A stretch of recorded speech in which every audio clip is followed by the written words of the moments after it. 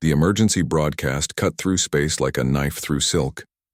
In the Zeridian Confederation's Central Command Center on their homeworld of Zephyros Prime, communication technician Veltar Hymnos watched the transmission array with growing desperation. The crystalline towers that formed their planet's communication network hummed with energy as they sent the same message again and again into the void. Any civilization capable of military assistance, we beg you to respond. The Vorthak swarm has destroyed 12 of our worlds. We offer all our technological knowledge in exchange for aid. Please, if anyone can hear this, we are dying. Veltar's slender fingers trembled as he adjusted the transmission frequency for the 1,000th time. His pale blue skin, common among the Zeridians, had grown even paler over the past weeks as reports came in from the outer colonies. World after world had gone silent. Beautiful garden planets that had taken centuries to terraform were now nothing but burned rocks floating in space.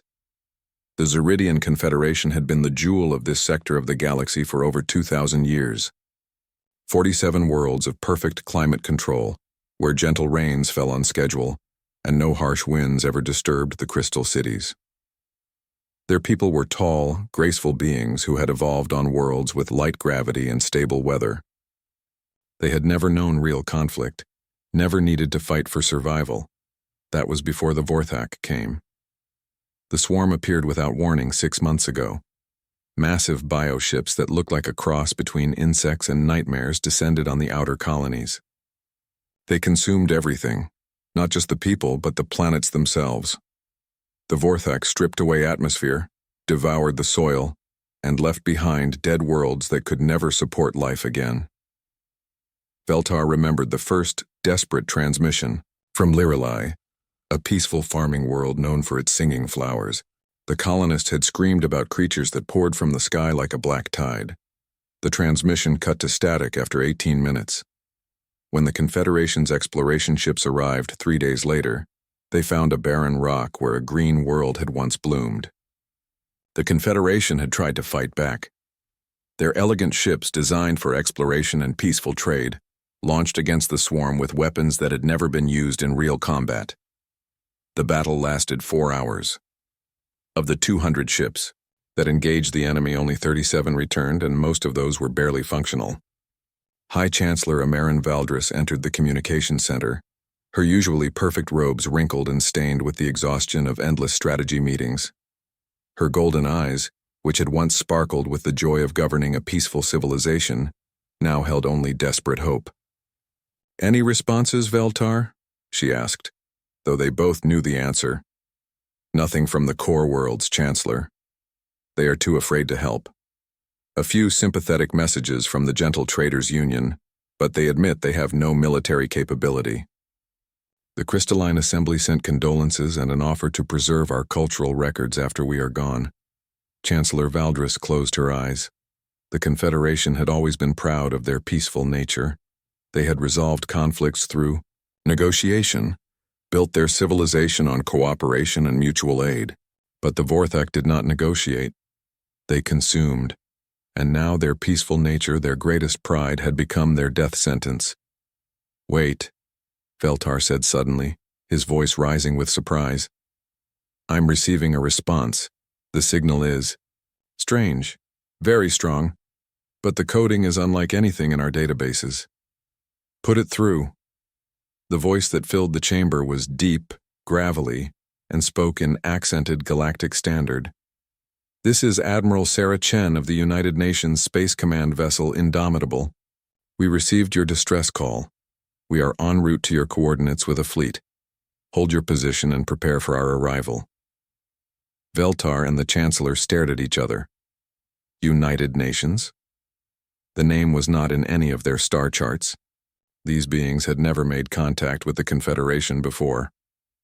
"Unknown vessel," Chancellor Valdris spoke into the communication array. "We are grateful for your response. May we ask what military capability you possess? The enemy we face has destroyed fleets much larger than we expect from a single ship." There was a pause before the response came. "Ma'am, we're not a single ship. We're bringing 12 dreadnoughts, 47 cruisers, 130 destroyers, and support vessels. This is a standard patrol fleet. We'll be there in 6 hours. The Chancellor's legs nearly gave out. A standard patrol fleet?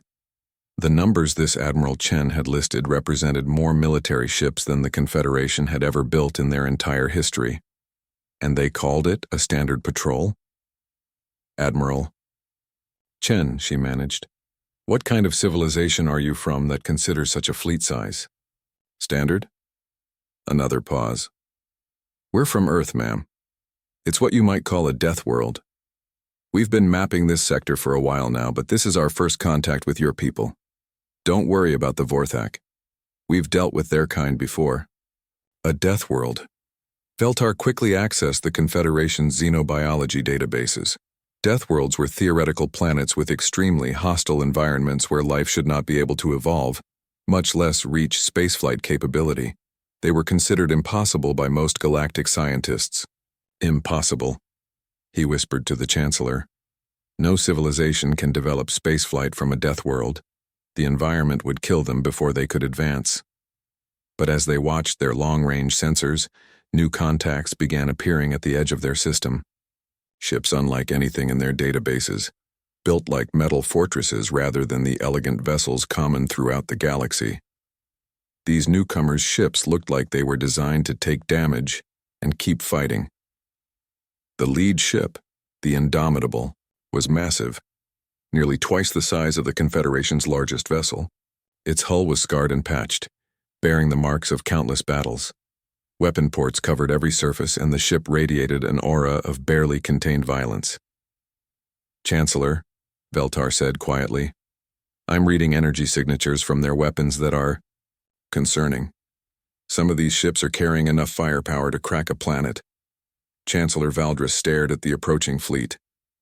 Had they solved one problem only to create another?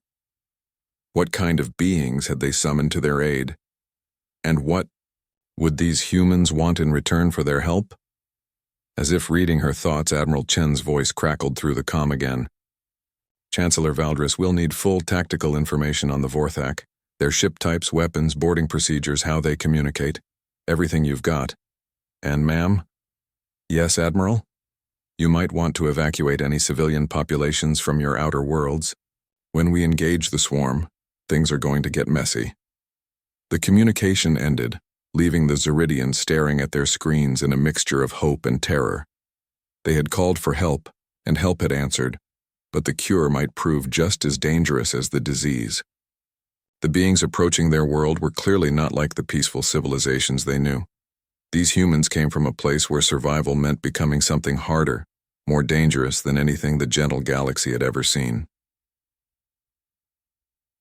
The Chancellor looked at Veltar with the expression of mixed relief and dread.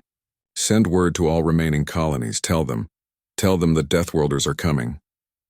Admiral Sarah Chen stood on the bridge of the UNSC Indomitable, watching the blue-green world of Zephyros Prime grow larger on the main screen. The planet looked perfect, too perfect. Controlled weather patterns spiraled across continents of crystal cities and managed forests. No storms, no natural disasters, nothing that would challenge the beings living there. Looks like a garden world, Admiral, said Commander Marcus Torres, her second in command. Like most humans, he was shorter and broader than what their databases suggested for galactic species. But what he lacked in height, he made up for in dense muscle and bone. A scar ran across his left cheek from a boarding action against pirates 3 months ago. Too pretty, Chen agreed, running a hand through her gray-streaked black hair. At 53, she had been fighting in space for nearly 30 years. Earth's expansion into the galaxy had not been peaceful. There were always pirates, rogue AI, or hostile aliens to deal with. But this was her first time responding to a distress call from a completely unknown civilization. Communications incoming from the planet's surface, Admiral, reported Lieutenant Parker from the comm station. They're requesting permission for a diplomatic shuttle to approach. Grant it, but keep our point defense active. We don't know these people yet. The Zeridian shuttle that approached the Indomitable was a work of art. Smooth curves, crystalline sections that sparkled in the starlight, propulsion systems that hummed rather than roared. It looked like something that belonged in a museum, not in a war zone. Their ship doesn't even have weapons, observed Torres, scanning the approaching vessel. No armor plating either. It's like they've never heard of pirates. They said they're a peaceful confederation, Chen replied. Maybe they actually mean it. When the Zeridian delegation was escorted to the main conference room, the cultural differences became immediately apparent. Chancellor Valdris and her aide Veltar were both nearly 7 feet tall. With graceful builds and pale blue skin, they moved like dancers, every gesture flowing and elegant. The humans, by contrast, were compact and solid. Admiral Chen stood only 5'6", but her presence filled the room. Her uniform was practical, designed for combat rather than ceremony. Both she and Commander Torres carried sidearms as a matter of course, something that made the Zeridians visibly nervous. "Welcome aboard the Indomitable," Chen said, gesturing to chairs that had been hastily adjusted for the aliens' height. "I understand you're having some trouble with something called the Vorthak swarm." Chancellor Valdris settled carefully into her chair, still staring at the weapons the humans carried so casually. "Admiral Chen, we cannot express our gratitude for your response to our distress call. But we must ask, you mentioned that your people have dealt with the Vorthak before?" "Not the Vorthak specifically," Chen replied, "but we've run into similar hive mind species. Expansionist, consume everything in their path, don't negotiate. The Klindari were like that, and the Ravener swarms. All dead now." The casual way she mentioned the extinction of entire species made Veltar flinch. "You destroyed entire civilizations?" Commander Torres leaned forward. "They weren't civilizations. They were diseases. When something tries to eat everyone else in the galaxy, you don't negotiate with it. You remove it." "But surely there must have been some way to find peace," Chancellor Valdris said weakly. "Some form of communication or compromise." Admiral Chen's expression softened slightly. "Chancellor, I can see your people value peace. That's admirable, but some things in this galaxy don't want peace. They want everything else to die so they can take what's left. The only language they understand is force."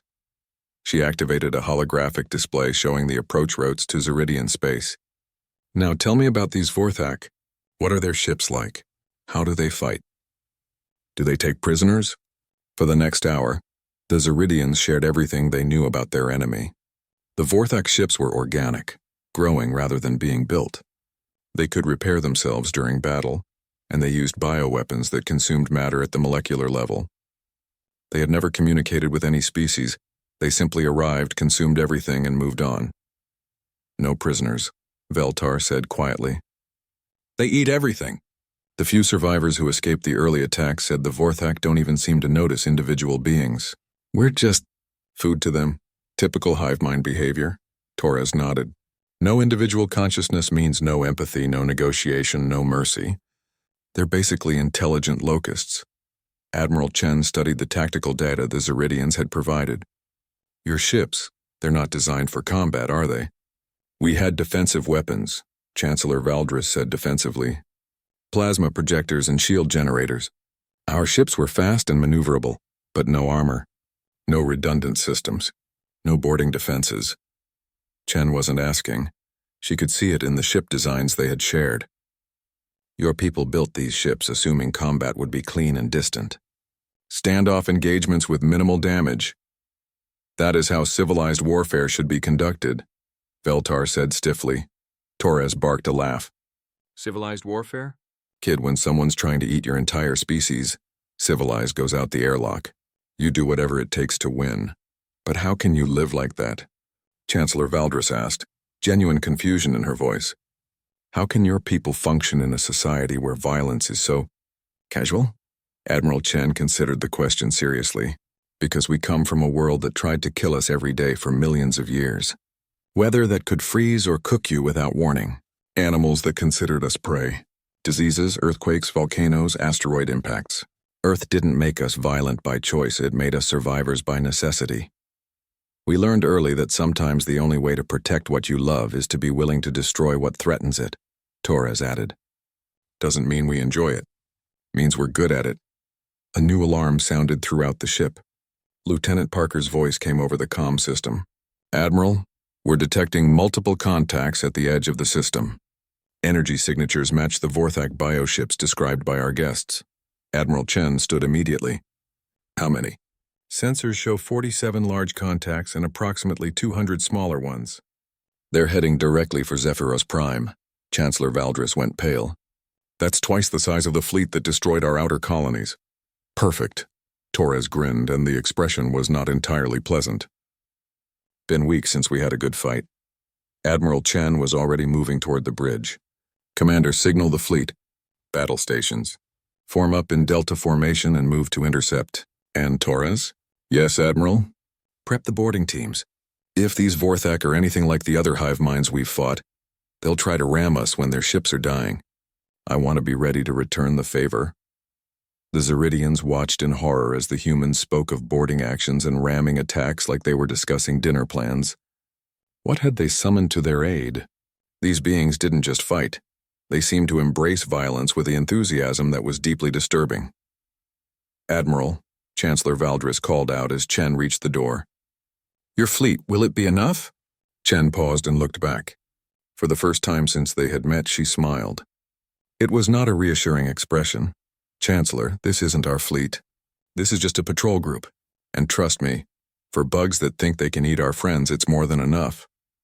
As the humans rushed to their battle stations, the Zeridians remained in the conference room, staring at each other in shock. They had called for help from the stars, and the stars had sent them predators. The question now was whether these particular predators would be satisfied with just eating the Vorthak. The Bridge of the Indomitable had transformed into something that made Chancellor Valdris's skin crawl. What had been a reasonably civilized command center was now a war room where humans moved with deadly efficiency. Red alert lights bathed everything in the color of blood, and the constant chatter of tactical communications filled the air. Admiral, the Vorthak fleet is maintaining course directly for Zephyros Prime, reported the tactical officer. They're not even trying to avoid us. It's like they don't consider us a threat. Admiral Chen stood at the center of it all, her hands clasped behind her back as she studied the tactical display.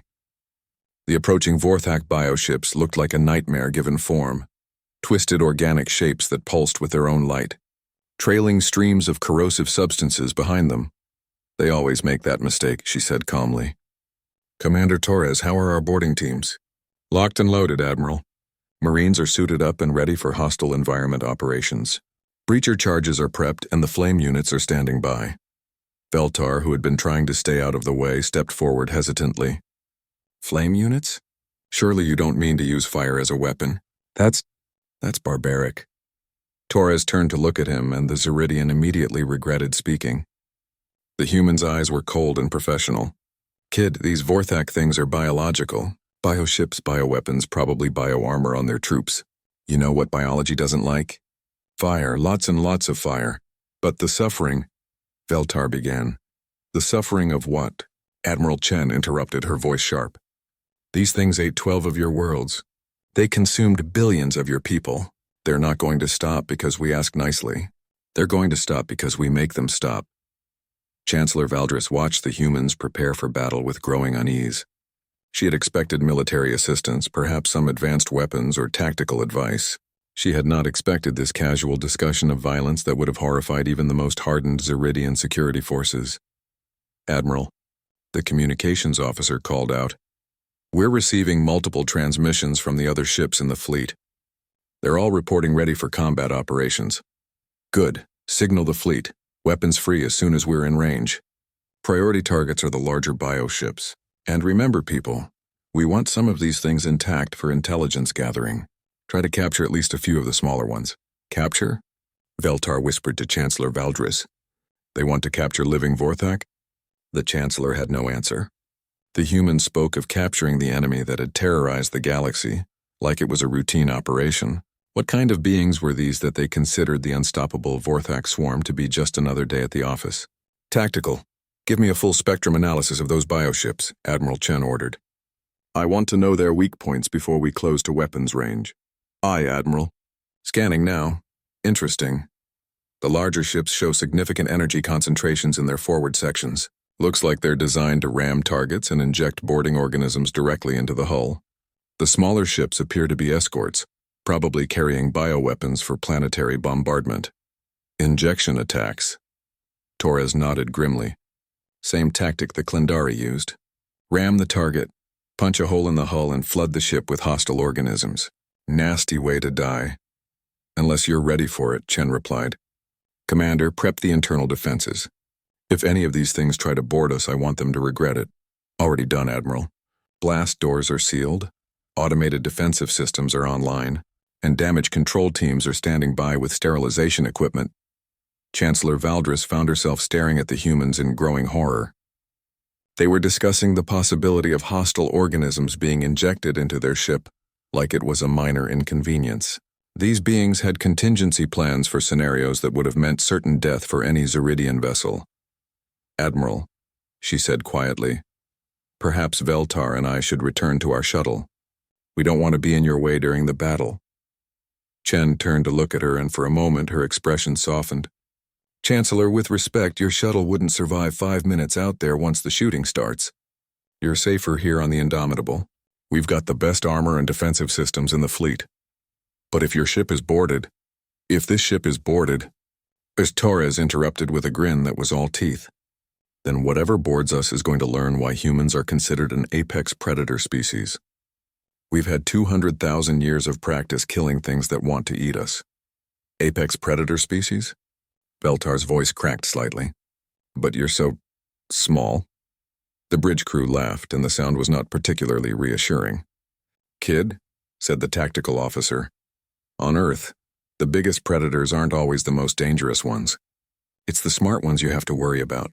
The ones that use tools and work together and never give up. Proximity alert. The navigator called out. Vorthak fleet will be in weapons range in 30 seconds. Admiral Chen's demeanor shifted instantly from conversational to deadly serious. All stations, battle stations. Weapons, prepare to fire on my command. Navigation, bring us about to attack Vector 7. Engineering, give me everything the reactors have got. The ship trembled as its massive engines pushed it into an attack run.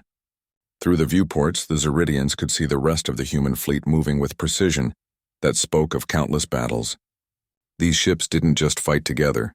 They fought like a single organism with a single deadly purpose. Vorthak ships are increasing speed, reported the tactical officer. They're moving to intercept. It looks like they want to engage us head-on. Of course they do, Chen said coldly. They've never faced anything that could fight back effectively. They're used to crushing peaceful civilizations that surrender after the first few losses.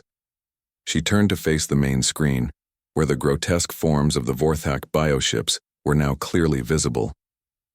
They pulsed with bioluminescent patterns and trailed streams of what looked like digestive enzymes. Even through the filter of the display screen, they radiated an aura of wrongness that made the Zeridians shudder. Weapons range in 10 seconds, called the tactical officer. Admiral Chen stood perfectly still, watching the enemy approach. Her voice when she spoke was calm and professional. Target the lead bioship. Full spread, all batteries. Range. Fire. The Indomitable shuddered as every weapon on the ship discharged simultaneously. Plasma cannons, railgun rounds, and missile salvos streaked across space toward the approaching Vorthak fleet. The other human ships opened fire a split second later, turning the space between the fleets into a storm of deadly energy. The lead Vorthak bioship simply ceased to exist. One moment it was a massive, pulsing nightmare charging toward them, and the next it was an expanding cloud of organic debris. The ships behind it flew directly through the remains of their leader without slowing down. Target destroyed, reported the tactical officer with professional satisfaction. Switching to Target 2, Chancellor Valdris and Veltar stared at the display in shock.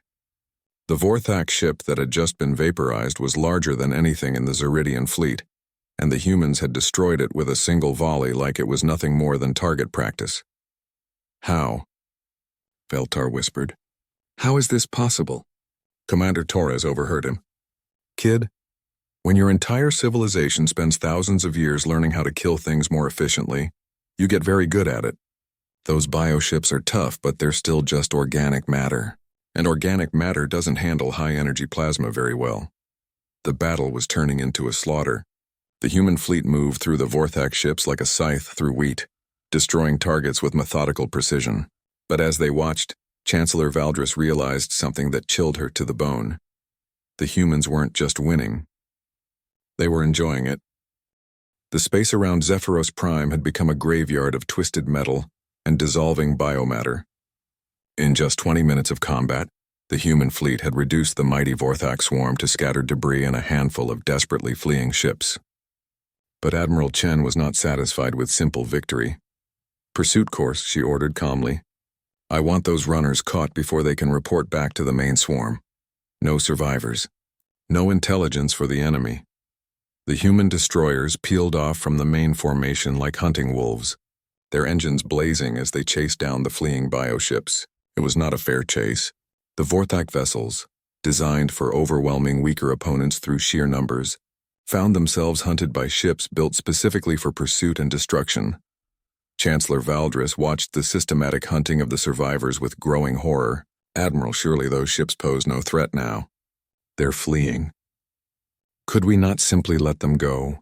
Chen turned to look at her, and the Zeridian flinched at the cold calculation in the human's eyes. "Chancellor, those ships will return to their home fleet and report everything they've learned about our capabilities, our tactics, our weaknesses. In 6 months, they'll be back with 1,000 ships instead of 200. We end this here and now." One by one, the fleeing bioships were caught and destroyed. The human ships showed no mercy, no hesitation. When one bioship tried to surrender by powering down its weapons, the human destroyer that caught it fired anyway. They tried to surrender. Imveltar protested. Commander Torres looked at him with something that might have been pity. "Kid, that wasn't surrender. That was a trick. Vorthak bioships can rebuild their weapons in minutes. The only way to make sure they're really dead is to make sure they're really dead." As if to prove his point, the sensors detected several bioships that had appeared destroyed suddenly coming back to life, their organic hulls regenerating and weapons reforming. The human fleet pounded them again, this time using incendiary weapons that burned through the biomatter with merciless efficiency. "Sir, the UNSC Retribution is reporting a successful boarding action," the communications officer announced. "They've captured one of the smaller bioships intact." "Excellent. Tell them to keep it isolated and pump the atmosphere full of suppressant gas. I want a full biological analysis of those organisms before we proceed further." Chancellor Valdris could not believe what she was hearing. "You boarded one of their ships?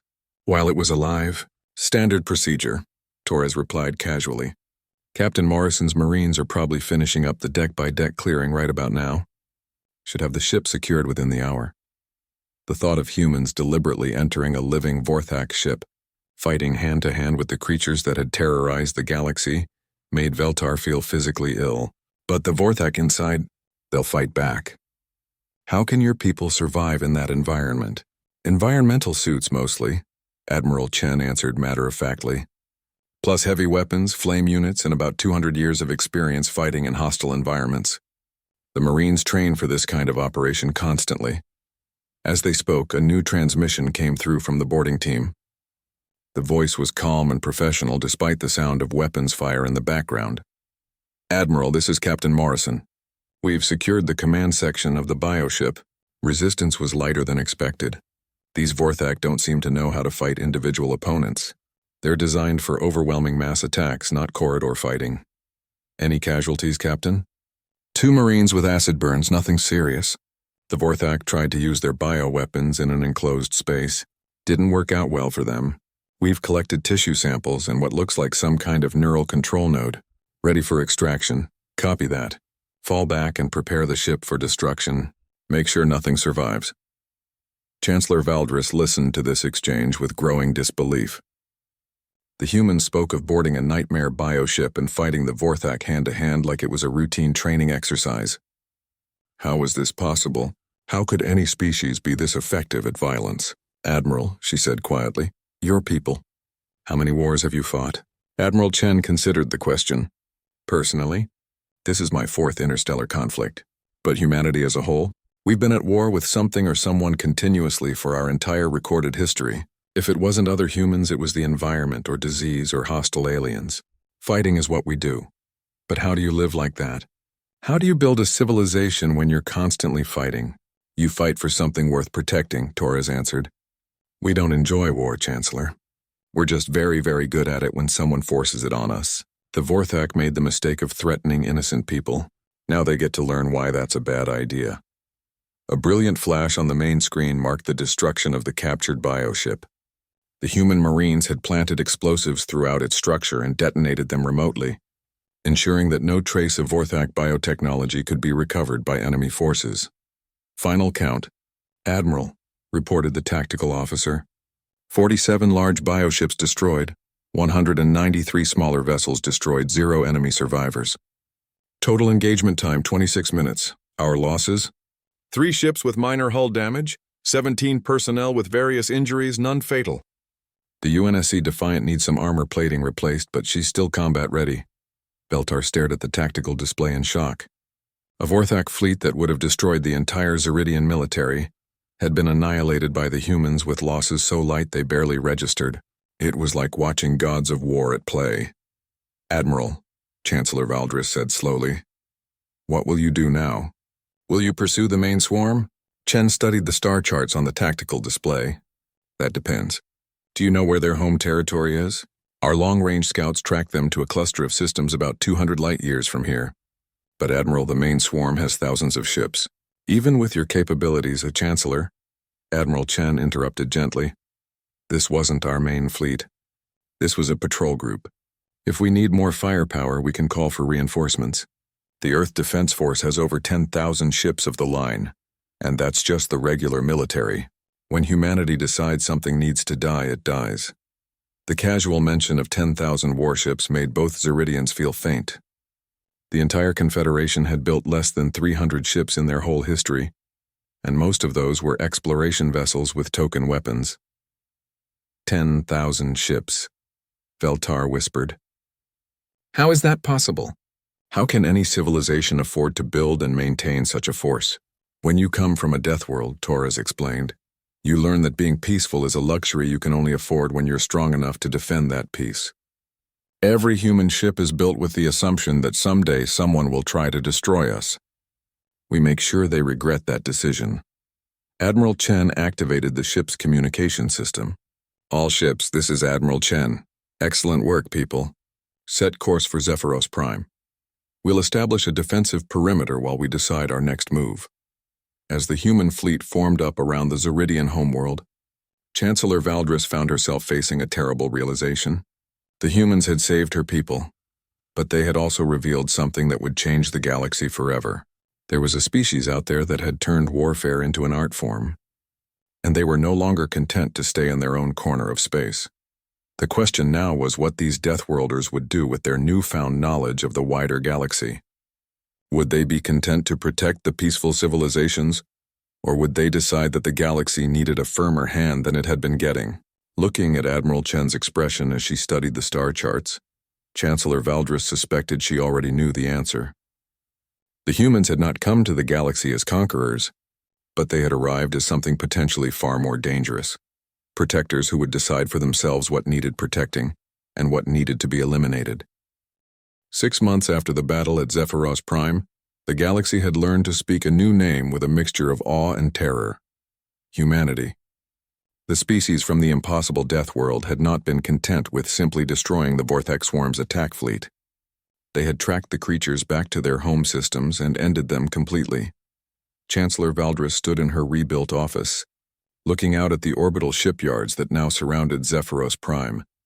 The elegant crystal spires of her world reflected the harsh lights of human construction docks, where massive ships of war took shape under the guidance of Earth's engineers. It was a sight that still made her uncomfortable, but she had learned to accept it. The final reports are in from the outer systems, Veltar announced as he entered her office. He moved with more confidence now, no longer the nervous technician who had first encountered the humans. Contact with the Deathworlders had changed all of them. The Vorthak home clusters have been completely sterilized. Admiral Chen's fleet found no survivors. All of them? The Chancellor asked, though she already knew the answer. When humanity decided to eliminate a threat, they were nothing if not thorough. Every last bioship, breeding world, and production facility. The humans used something they called planet crackers on the main nest worlds. The Vorthak swarm no longer exists as a galactic threat. Valdris nodded slowly. The complete extinction of the Vorthak had sent shockwaves throughout the galaxy, not because anyone mourned the loss of the genocidal swarm, but because it proved that humanity possessed the capability to end entire civilizations when they chose to do so. That knowledge had changed everything. What about the other reports? One, she asked. The Crystalline Assembly has officially requested human protection after the pirate attacks on their trade routes. The Gentle Traders Union is offering exclusive trading rights to Earth in exchange for security guarantees. And the Harmony Collective is asking for human military advisors to help them modernize their defense forces. The Chancellor was not surprised. In the months following the destruction of the Vorthak, word had spread throughout the galaxy about the humans and their incredible military capabilities. Peaceful civilizations that had lived in fear of pirates, raiders, and aggressive neighbors suddenly saw hope in the form of Earth's protection. And how have the humans responded to these requests? That's the surprising part, Veltar said, consulting his datapad. They're not demanding territorial concessions or tribute. They want trade agreements, cultural exchange programs, and technological cooperation. Admiral Chen calls it the Terran Protection Protocols. Humanity provides security in exchange for friendship and mutual benefit. Chancellor Valdris had to admit that the humans had surprised her again. After demonstrating the ability to exterminate entire species, she had expected them to start making demands, to use their military superiority to carve out an empire. Instead, they seemed genuinely interested in protecting the peaceful civilizations they encountered. There's something else, Veltar continued. The human fleet is receiving another distress call. This one from the Serene Republic, about 50 light-years from here. They're reporting attacks by something called the Crimson Tide, apparently a militant species that's been enslaving worlds in the Outer Rim. And Admiral Chen's response? She's already given the order to set course for their territory. She said, and I quote, that anyone who thinks they can enslave innocent people is about to learn why that's a career-limiting decision. Despite everything, Chancellor Valdris found herself smiling. The humans had a way of expressing themselves that was both terrifying and oddly reassuring. They might be the most dangerous species in the galaxy, but they seemed determined to use that danger in service of protecting those who could not protect themselves. A soft chime indicated an incoming communication. Admiral Chen's face appeared on the holographic display, her expression professional but not unfriendly. Chancellor Valdris, I hope you're doing well. I wanted to inform you that we'll be departing the Zeridian system tomorrow to respond to a new situation. The orbital defense platforms we've installed should be more than adequate to protect your worlds. But if you need anything, Captain Morrison will be remaining with a small fleet to provide local security. Thank you, Admiral. May I ask about this new threat you're responding to? The Crimson Tide, slavers with delusions of grandeur. They've been attacking peaceful worlds and selling the populations to the highest bidder. We're going to explain to them why that's unacceptable behavior. The casual way Admiral Chen spoke of confronting an entire aggressive civilization would have been shocking 6 months ago. Now Chancellor Valdris found it oddly comforting. The humans had appointed themselves as the galaxy's protectors, and they took that responsibility seriously. Admiral, if I may ask, why do your people do this? You could easily conquer half the galaxy if you wanted to. Why choose to protect instead of rule? Admiral Chen considered the question seriously. Chancellor, humans learned a long time ago that the strong have a responsibility to protect the weak. Not to rule them, not to exploit them, but to make sure they're safe to live their lives in peace. We've seen what happens when bullies are allowed to run wild. It doesn't end well for anyone. But the cost in ships and lives and resources is worth it, Chen interrupted gently. We've learned that the price of peace is eternal vigilance. And frankly, Chancellor, we're very good at being vigilant. It's what we do. The transmission ended, leaving Chancellor Valdris alone with her thoughts. Through her window, she could see human ships preparing for departure. Their crews efficient and professional as they readied for another campaign against another threat to galactic peace. Veltar, she said quietly, prepare a message to the Galactic Communication Network. I want to formally announce the Zeridian Confederation's membership in the Terran Protection Protocols. Are you certain, Chancellor? Some of the other civilizations are concerned about becoming too dependent on human protection. Veltar, 6 months ago we were facing extinction. Today our people are safe, our worlds are protected, and we have allies who will come running if anyone threatens us. The humans don't want to rule us. They want to make sure we're free to rule ourselves. That's the best offer any peaceful civilization could hope for.